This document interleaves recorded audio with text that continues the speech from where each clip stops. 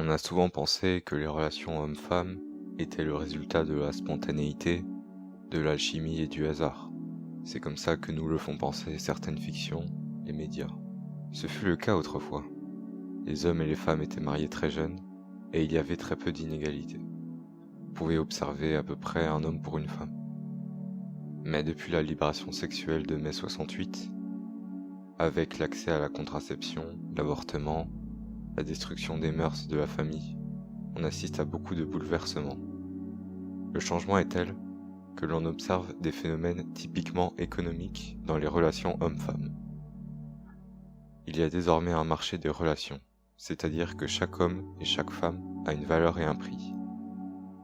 La valeur de la femme est majoritairement déterminée par sa beauté, et celle d'un homme par le statut social, l'argent en plus de la beauté.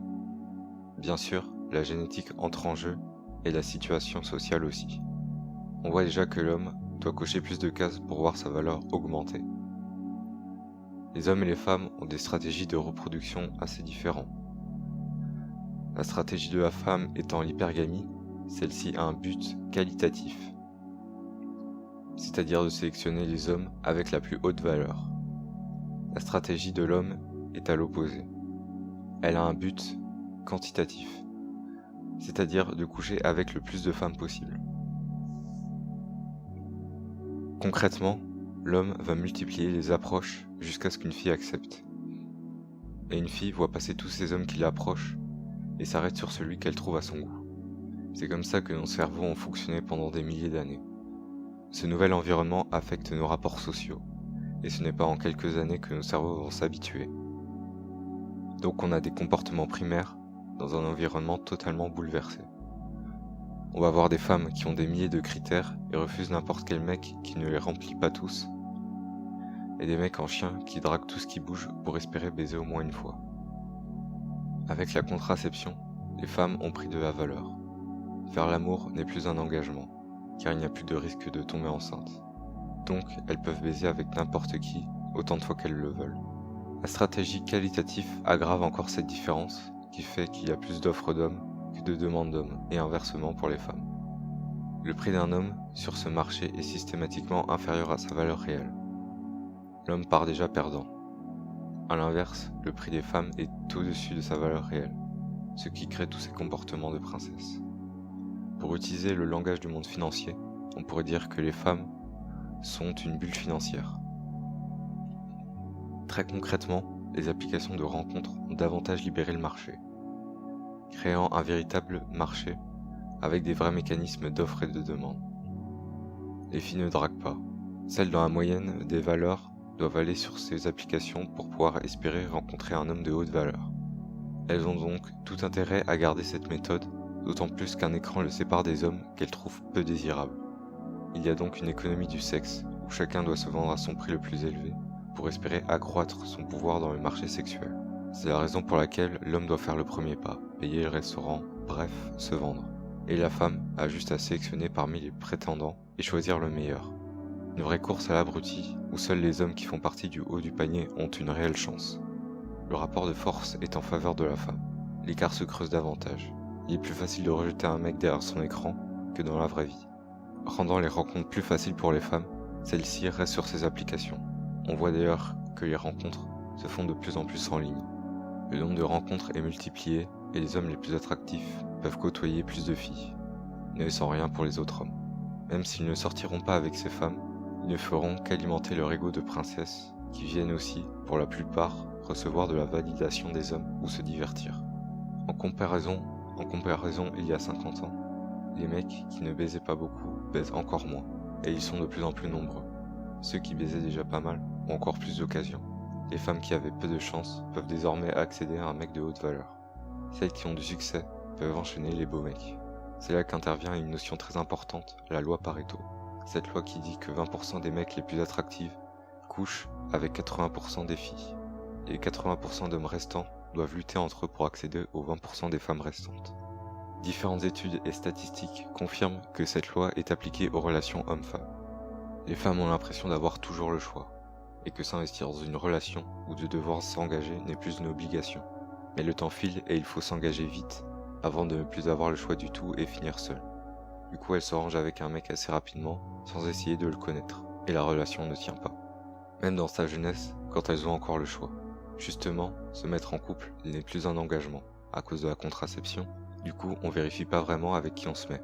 C'est juste une impulsion, une envie. Même titre qu'on trouve un pull beau, du coup on l'achète, mais on vérifie pas dans quelle matière il est fait, si on en a vraiment besoin, et s'il n'est pas fait par des enfants en Chine.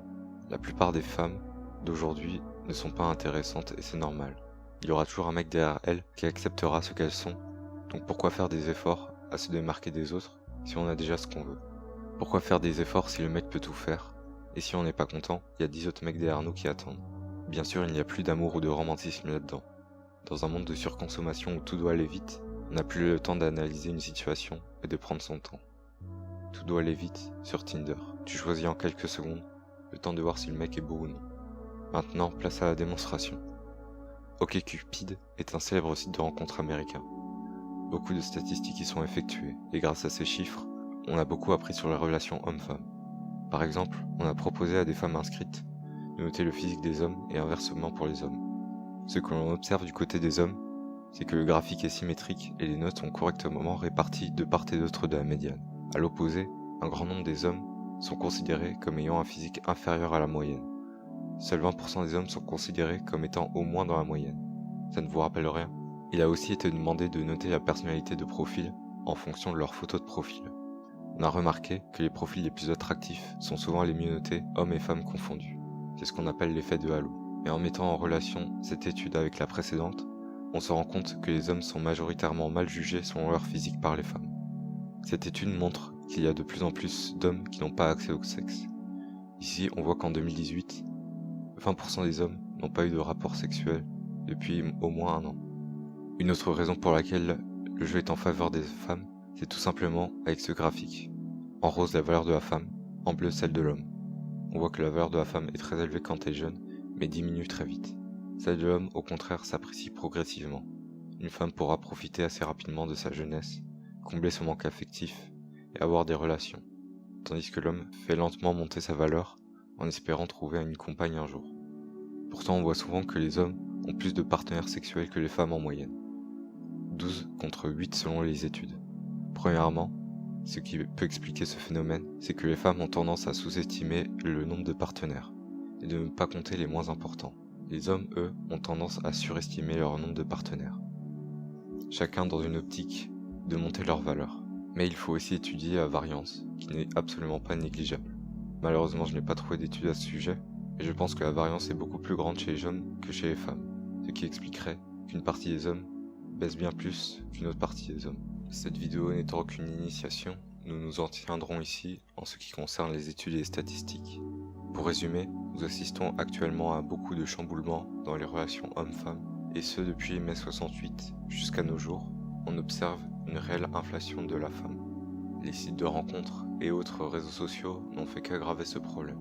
On pourrait parler de capitalisme sexuel, dans lequel certains ont beaucoup et d'autres très peu, et la Black Pill est justement peut-être un moyen de se rendre compte de ces mécanismes, et peut-être arrêter de se faire avoir dans le jeu de la séduction, où les gagnants et les perdants sont déterminés bien avant que la partie ne commence.